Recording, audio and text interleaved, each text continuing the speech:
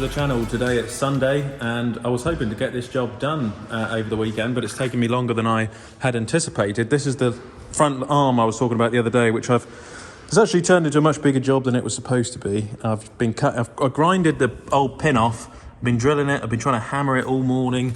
Anyway, long story short, I pulled out the acetylene, which is exactly what I used last time in the old 6.9 to get the old pin off when that linkage was seized, when we bought that from a guy with a boatyard.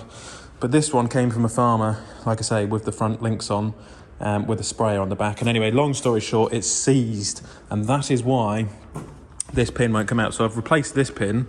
I actually need a slightly different pin in that. That one's a bit too loose, but I'll go and get a replacement one for that in the week. But yeah, this is what we've got to do now. It's proven to be a much bigger job than I'd hoped it would be, but because I wanted this knocked on the head. But here we go. It is one of those things. You want to go with me, 6.9? Let's go.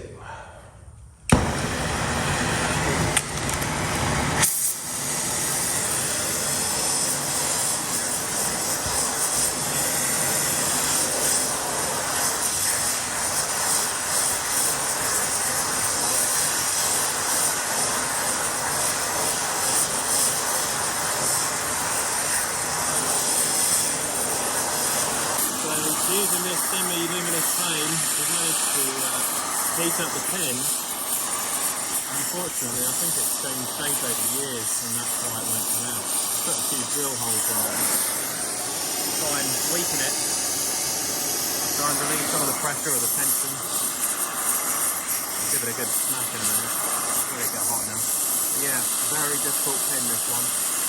Haven't seen a pin this badly seized in a long time.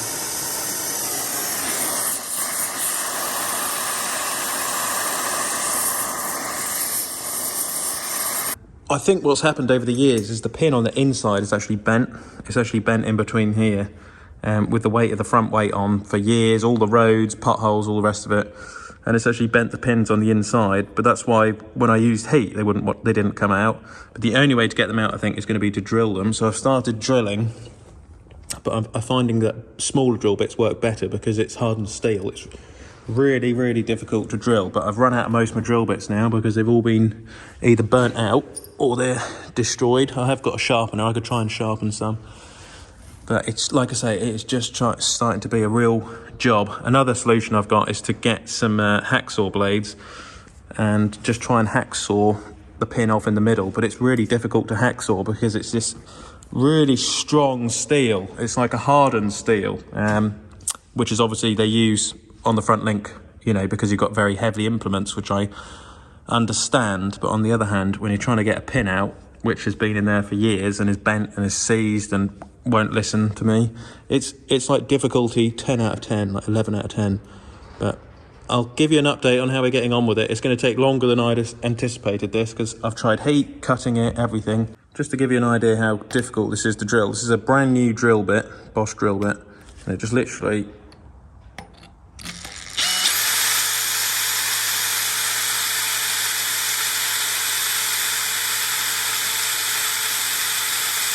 will literally get about a mil every 30 seconds.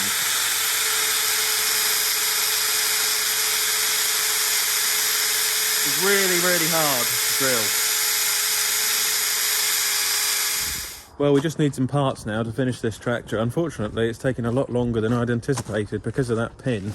It's just causing a few issues there, but I will get on top of it. It's just time. And you coming, Pip? There's my collie. Hello. So you probably saw Pip when she was a puppy last, but she's all grown up now, as you can see.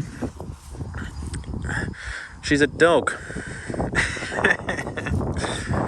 Yeah, she's grown up. So as you can see, we did the fodder beet harvest a couple of weeks ago, which has been harvested, and I did put some straw on it. We haven't got a feeder bedder or a straw blower, unfortunately. I did look at one last year, but we did this by hand, and then we feed it out with the bucket on the Manitou. As you can see, that's what this is for. And then the straw on top is to stop the frost. So I've done it for another year like this. I just put it on by pitchfork, really, and it sort of worked. But really, you know, I would like a straw blower.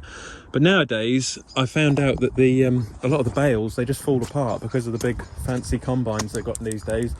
the straw bales just fall apart when you open them. And I thought, well, actually, with a straw blower or a feeder bedder, it's one machine I could do without, because you don't want the hassle or the costs. So it just sort of so happened that we didn't need it. And yeah, not using a feeder bedder at the moment. One less machine to worry about. And an outlay we can put towards another machine. And we're looking at, well, we've got the plough coming, a 5-furrow plough. You see the signage there. Pip, come on! We've got a 5-furrow plough we're looking at to plough the farm. And then we really need a mini digger for some of the building projects. So if anyone sees any good mini diggers, do let me know. Komatsu I was looking at, which is Japanese. I was thinking about JCB, but I'm not really sure if they are what they used to be, some of them JCB diggers. Kubota, Takuchi will probably get something like that. And then we could really do with looking at a small baler for next year, because we get quite a lot of requests now from the equine side of people who come to the farm for like riding in the arena or the gallops, and you know, they ask for silage or hay, and we haven't got any small bales because obviously all the bales are round because of the Fendt baler. So we might look at a small baler.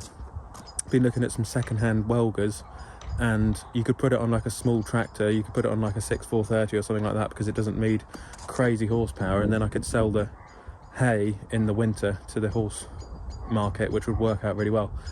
There's a couple of nice little lays around the farm, sort of wildflower meadows and hay meadows, which could cut really well for horse people. So that's something we're looking at for next year. We've got the small hay rake, we've got the mower as well, so it would work quite well. I think I'd probably get a second-hand Brown's flat 8 grab to pick up the small bales, then I could just put them on the trailer, cart them into the shed, and then sell them over winter, which would work out quite well. Because like I say, the big bales, they're just too big for people to, you know, try and manhandle into their car or into a trailer. So that's another little idea we've got. So it's really a plough, the mini digger, and a small baler, a small square baler, like a conventional baler. So yeah, I'm thinking about one of those old Welger ones at the moment. Just something reliable and easy to fix. You've got the tensioners on them and all the rest of it. And then we're thinking of selling this. This is the Pottinger Synchro. We were thinking about selling this because with the plough, we might sell it and invest in like a minimum tillage drill. Probably swap this in just before the spring for something else. So yeah, either a drill or a min-till cultivator. We haven't made up our mind yet, but it has been really good, this one. It's just probably not for what it's more of a stubble cultivator rather than a sort of full-on cultivator like Sumo Trio or something like that. But we've got a couple of ideas. I've been looking in the free ads. I mean, I used to quite like my Simba discs, but then we sold them. So yeah, we might still, that'll be swapped for something, I should think, in 2024. And yeah, other than that, it is all going well, isn't it, Pip? It's just that tractor's a nightmare, that 6930, because I've got to get it done by Christmas for the tractor run. I'll get it done, but it's just one of those jobs which is taking a while. And the sugar beet is coming up, that's done, that's ready to harvest, but unfortunately I think Paul's away somewhere. Paul Stent, the harvest driver, he'll be back I think in about a week's time to come and harvest that, hopefully just before Christmas.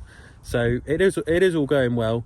We've got this, what is this, water bowser here, which is, someone said do we want to buy it, but we thought it would be better as a fuel bowser, but then it's actually a water bowser for sheep. So if anyone's interested in it, let me know on Instagram. It's a friend of ours and they want to sell it.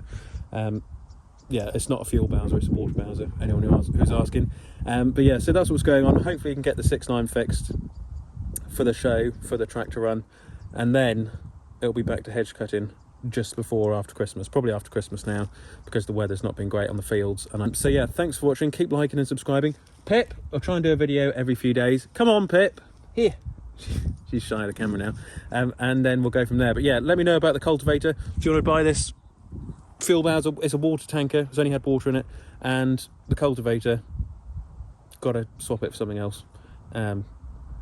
2024 job. So yeah, catch you on the next one.